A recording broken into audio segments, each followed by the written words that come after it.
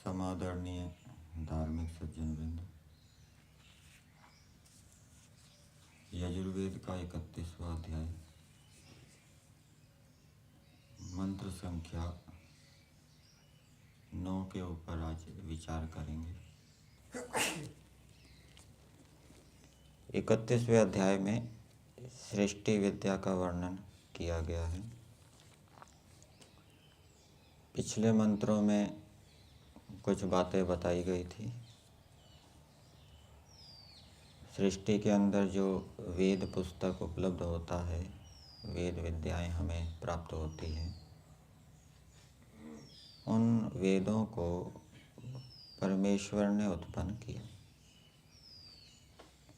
वेदों को मनुष्यों ने नहीं बनाया, क्योंकि वेदों के अंदर कुछ ऐसी बातें हैं अतीन्द्रिय जिनको मनुष्य नहीं जान सकते। सृष्टि कैसे बनती है, उसका निर्माण कैसे होता है, मनुष्य उसको नहीं जान सकता। प्रलय कैसे होती है, उसका क्या क्रम है, मनुष्य उसको नहीं जान सकता। इसी प्रकार से प्रलय अवस्था में क्या होता है, उसको मनुष्य नहीं जान सकता, वो मनुष्यों के लिए अतीन्द्रिय है। इसी प्रकार से मोक्ष में क्या होता है, वो भी मनुष्य नहीं जान सकता। तो वेदों के अंदर बहुत सी अतीन्द्रिय बातें हैं जो केवल शब्द प्रमाण से ही जानी जा सकती हैं। इसलिए इससे भी ये सिद्ध होता है कि वेदों को परमेश्वर ने बनाया है, और वेदों को परमेश्वर की विद्या जानते हुए मानते हुए मनुष्यों को वेदों के अनुकूल चलने में पुरुषार्थ करना चाहिए। फिर जो सृष्टि के अंदर घोड़े, गाय, भैंस, गधा आदि अनेक पशु उत्पन्न होते हैं, वो भी परमेश्वर ने बनाए हैं। आजकल जैव विविधता की बात बहुत चलती है। जो प्रजाति लुप्त हो रही होती है, चाहे पेड़ पौधे में हो चाहे पशुओं में हो, उसको बचाने के लिए बड़ा प्रयास किया जाता है, बहुत रुपए खर्च किए जाते हैं। वो जातियाँ भी आवश्यक है, क्योंकि हमने योग दर्शन के अंदर भी पढ़ा कि ये जो तिर्यक योनियाँ हैं, मनुष्य योनियाँ हैं, देव योनियाँ हैं, ये एक दूसरे के धृति कारण है, एक दूसरे को धारण करते हैं। तो मनुष्य पशु पक्षी कीट पतंगों को धारण करते हैं, और कीट पतंग आदि मनुष्यों को धारण करते हैं। उनके कारण इकोसिस्टम बना रहता है, पर्यावरण में संतुलन बना रहता है। तो ईश्वर ने एक तो जीवात्माओं को कर्मों का फल भोगाने के लिए भिन्न भिन्न योनियों को उत्पन्न किया, और उससे एक प्रकार से संसार का संतुलन भी बना रहता है, संसार चलता रहता है। और इन योनियों से हमें अनेक प्रकार के लाभ प्रत्यक्ष या परोक्ष रूप में होते रहते हैं। तो ऐसी योनियाँ, ऐसे पशु पक्षी ईश्वर ने बनाए जिनसे हमें अनेक प्रकार के लाभ प्रत्यक्ष या परोक्ष रूप में होते हैं। उस ईश्वर के उपकार को मानते हुए हमें उसके प्रति प्रेम रखते हुए उसकी आज्ञाओं का प्रेम से पालन करना चाहिए। आज का मंत्र संख्या 9 मंत्र है तम यज्ञं बर्हिषि प्रोक्षन् पुरुषं जातमग्रतः तेन देवा अयजन्त साध्या ऋषयश्चये।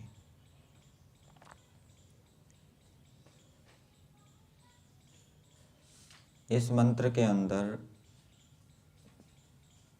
3 प्रकार के मनुष्यों का वर्णन किया गया है जो परमेश्वर का यजन करते हैं। जैसे एक हैं देव, दूसरे हैं साध्य और तीसरे हैं ऋषि। देव उनको कहा जाता है जो विद्या से युक्त है और मुख्य रूप से पढ़ने पढ़ाने में लगे रहते हैं। साध्य वो हैं जो पढ़ते पढ़ाते भी हैं और योगाभ्यास भी करते हैं, उसमें भी समय लगाते हैं। और ऋषि वो हैं जो मंत्र दृष्टा है, मंत्रों के अर्थ को देखने वाले हैं। इन तीनों को यदि हम आश्रम के क्रम से देखें तो देव वो हो जाएंगे जो गृहस्थ आश्रम के अंदर ब्राह्मण हैं, जिनका काम पढ़ने पढ़ाने का है, वो देव हो जाएंगे। साध्य वो हो जाएंगे जो वानप्रस्थी हैं, वानप्रस्थ में साधना कर रहे हैं, पढ़ा भी रहे हैं और अनेक प्रकार की तपस्याएं कर रहे हैं, योगाभ्यास कर रहे हैं।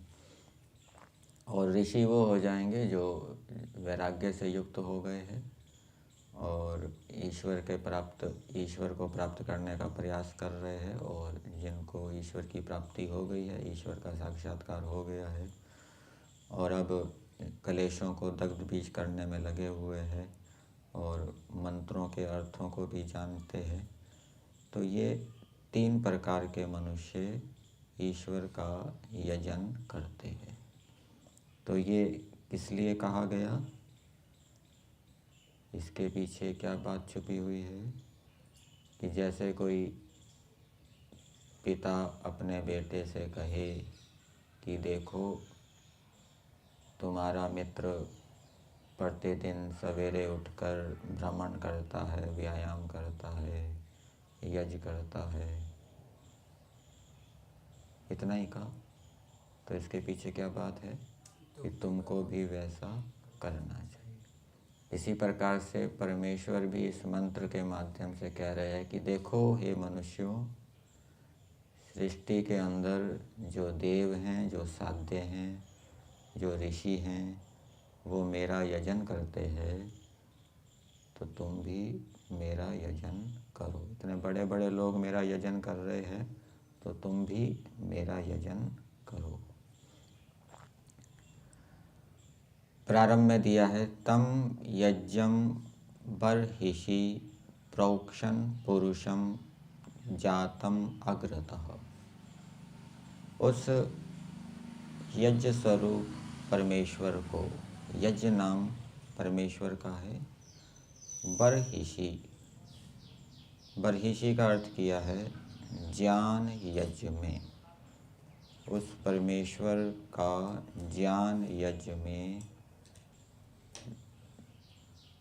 विद्वान लोग अच्छी प्रकार से सिंचन करते हैं। ज्ञान यज्ञ किसको कहते हैं? मानस ज्ञान यज्ञ।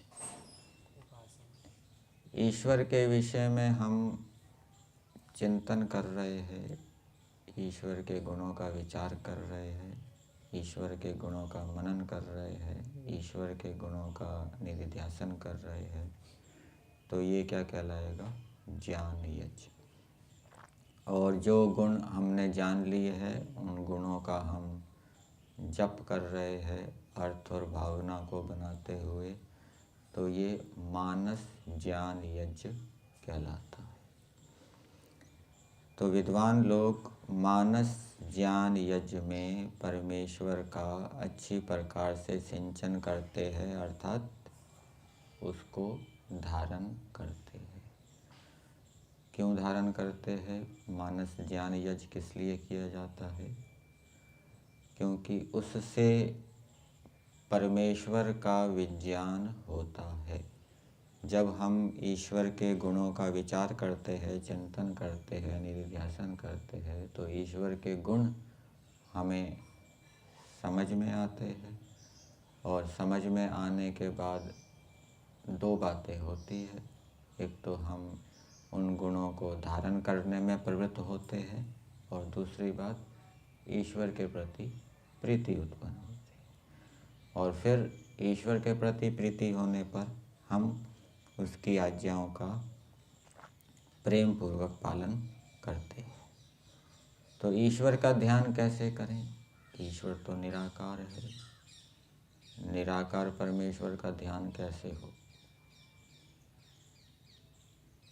ध्यान का अर्थ होता है चिंतन करना। जैसे कोई कहे कि मैं वायु का ध्यान कर रहा हूँ, तो वायु का ध्यान करने का मतलब क्या है? वायु के गुण कर्मों का चिंतन करना। वायु के गुण क्या है?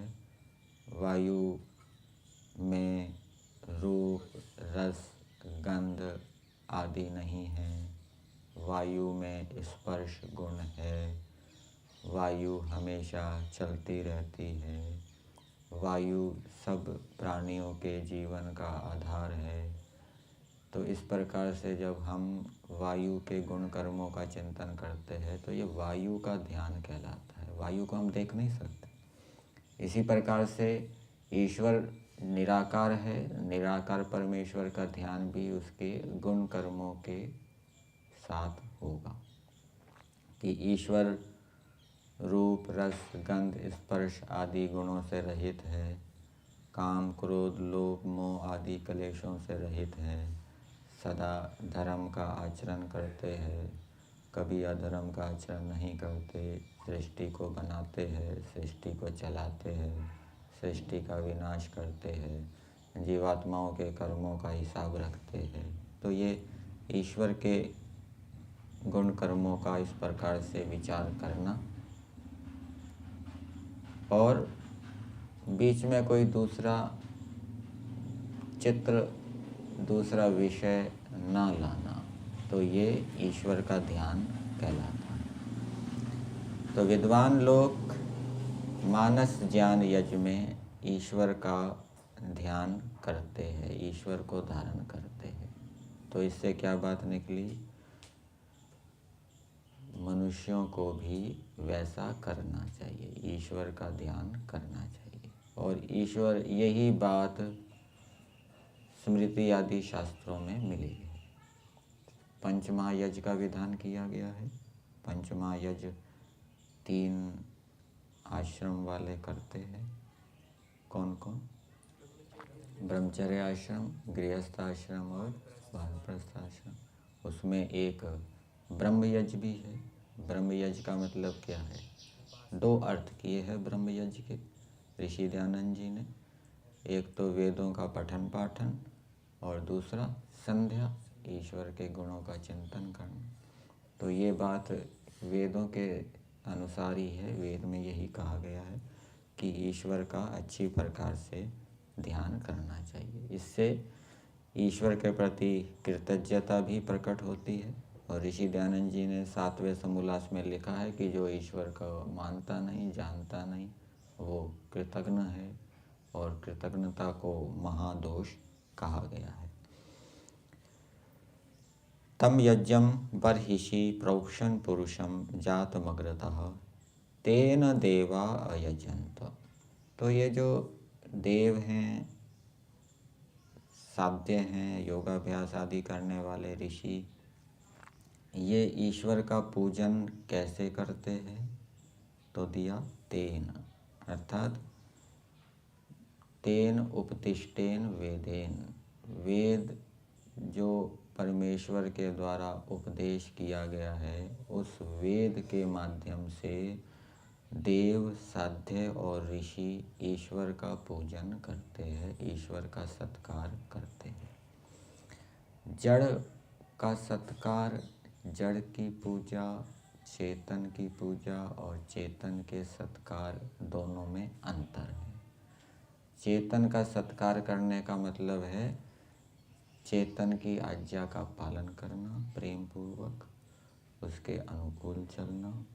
और जड़ के सत्कार मत करने का मतलब है, जड़ की पूजा करने का मतलब है उस जड़ पदार्थ का सदुपयोग करना और उसको सुरक्षित रखना, उसको नष्ट ना होने देना, जहाँ तक हो सके उसकी जो ड्यूरेबिलिटी होती है, चलने का काल, उसको अधिक से अधिक बनाने का प्रयास करना, ये जड़ की पूजा। तो ये देव, साध्य और ऋषि ईश्वर की पूजा करते हैं, वेदों को पढ़ते हैं, क्योंकि वेदों को पढ़े बिना ईश्वर का ज्ञान नहीं हो सकता, ईश्वर की आज्ञाओं का ज्ञान नहीं हो सकता। वेदों को पढ़े बिना ईश्वर से प्रेम नहीं हो सकता।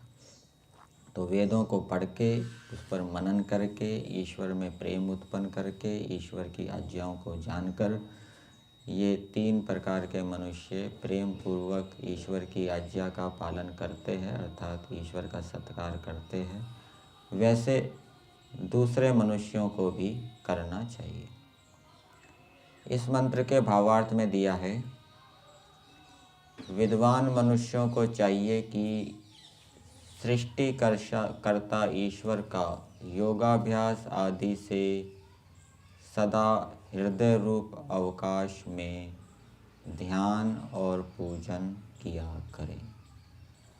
तो हृदय रूपी आकाश में ध्यान किया करें और पूजन किया करें। तो ये योगाभ्यास आदि से, योगाभ्यास करते हुए, ठीक है, योगाभ्यास करते हुए जो ईश्वर का ध्यान करेगा और ईश्वर का पूजन करेगा, अर्थात अपने अपने कर्तव्य कर्म धर्मों का पालन करेगा। इसको आप गृहस्थ आश्रम के ऊपर घटाइए कि जो गृहस्थ आश्रम वाला है वो योगाभ्यास आदि से ईश्वर का ध्यान और पूजन करे, मतलब कि गृहस्थी भी योगाभ्यास करे, वो अहिंसा, सत्य, अस्तेय आदि को ध्यान में रखे, उसको ध्यान में रखते हुए अपने कर्तव्य कर्मों धर्मों का पालन करें और ध्यान उपासना भी इनको ध्यान में रखते हुए करें, अहिंसा, सत्य आदि को ध्यान में रखते हुए करें। और जो भी काम करे वो निष्काम भावना से करे। योगाभ्यास के अंदर ईश्वर प्रणिधान भी आता है। ईश्वर प्रणिधान का क्या अर्थ है? सर्व क्रियानाम परम गुरु अर्पणम तत्फल संन्यासो। तो ये उनके लिए भी है, वो भी निष्कामता से कर्म करें। वानप्रस्थी हैं वो भी निष्कामता से कर्म करें, ब्रह्मचारी हैं वो भी निष्कामता से कर्म करें, और सन्यासी तो करते ही हैं, ठीक है ना। उनको तत्वज्ञान हो गया, जिनको तत्वज्ञान नहीं हुआ वो बलपूर्वक करें। तो उससे क्या लाभ होगा? जब ईश्वर का ध्यान करेंगे, ईश्वर का पूजन करेंगे, तो मनुष्य को उत्तम उत्तम रत्नों की प्राप्ति होगी, उत्तम उत्तम पदार्थों की प्राप्ति होगी। एक व्यक्ति बेचारा बीमार हो गया और बीमार होने पर वो पता नहीं किस किस डॉक्टर के पास जा रहा है, कितने वैद्यों के पास जा रहा है, कितने धक्के खा रहा है, समय खराब कर रहा है, पैसा खर्च कर रहा है। और दूसरा व्यक्ति बीमार हुआ, वो उसके पास ऐसी विद्या थी, वो 1-2 दिन में ठीक हो गया, उसके पास उत्तम विद्या है, पदार्थ है।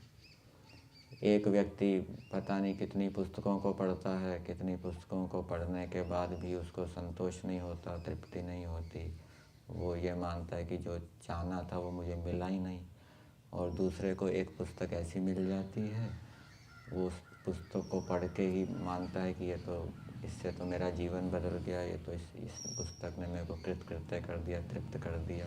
दूसरे व्यक्ति ने बहुत पुस्तकें पढ़ी, पता नहीं कहाँ कहाँ गया, लाइब्रेरियों में गया, कितना पैसा खर्च किया, पुस्तकें खरीदी भी, परंतु उसको इतनी पुस्तकें पढ़ने के बाद भी संतोष नहीं हुआ।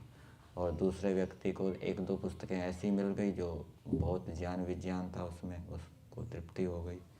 तो ऐसे ऐसे उत्तम पदार्थ मनुष्यों को प्राप्त होते हैं जो ईश्वर की आज्ञा के अनुकूल चलते हैं।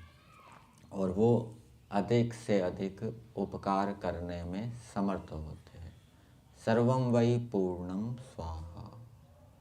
इसका क्या अर्थ करते हैं कि हे परमेश्वर, आपकी कृपा से ये जो यज्ञ किया वो परोपकार करने में समर्थ हो। अब जो मनुष्य ईश्वर का ध्यान, ईश्वर का पूजन नहीं कर रहा, ईश्वर के अनुकूल नहीं चल रहा और वो परोपकार करना चाहता है और परोपकार करने के लिए शिविर आदि लगा रहा है, तो वो लगा तो रहा है लेकिन उसका उपकार हो नहीं पाएगा, लोगों के जीवन में सुधार नहीं होगा। और दूसरा व्यक्ति है जो ईश्वर की आज्ञा का पालन करते हुए शिविर आदि लगा रहा है, पठन पाठन कर रहा है, प्रेरणा दे रहा है, तो उसका लोगों के ऊपर प्रभाव पड़ेगा और लोग सुधरेंगे, उनके जीवन में विकास होगा, उन्नति होगी, वो उपकार करने में समर्थ होगा। तो हम जितना अधिक परोपकार करेंगे उतना अधिक सुख मिलेगा और हम सुख चाहते हैं, तो परोपकार करने का सामर्थ्य भी ईश्वर की आज्ञा पालन करने से ही आएगा। इसी प्रकार से ईश्वर की आज्ञा का पालन करने से उत्तम उत्तम पदार्थों की भी प्राप्ति होगी। एक व्यक्ति ने किसी ऐसे स्थान पर दान दिया जहाँ उस दान का दुरुपयोग हो गया, और दूसरे व्यक्ति ने ऐसे स्थान पर दान दिया जिससे कि उस दान से बहुत सदुपयोग हुआ, बहुत लाभ हुआ। तो किसने परोपकार किया? जिसने ठीक स्थान पर दिया। तो ईश्वर ऐसी बुद्धि देता है कि किसको दान देना है, कब देना है, जिससे कि वो मेरा दिया हुआ दान उपकार करने में समर्थ हो, दूसरों के दुराचार दुख को दूर करने में समर्थ हो। वो बुद्धि ईश्वर की आज्ञा, ईश्वर के पूजन करने से ही प्राप्त होती है। इसलिए हमें प्रीतिपूर्वक योगाभ्यास करते हुए अपने कर्तव्य कर्मों धर्मों का पूरे पुरुषार्थ से पालन करना चाहिए। ये मंत्र का संदेश है। यहीं तक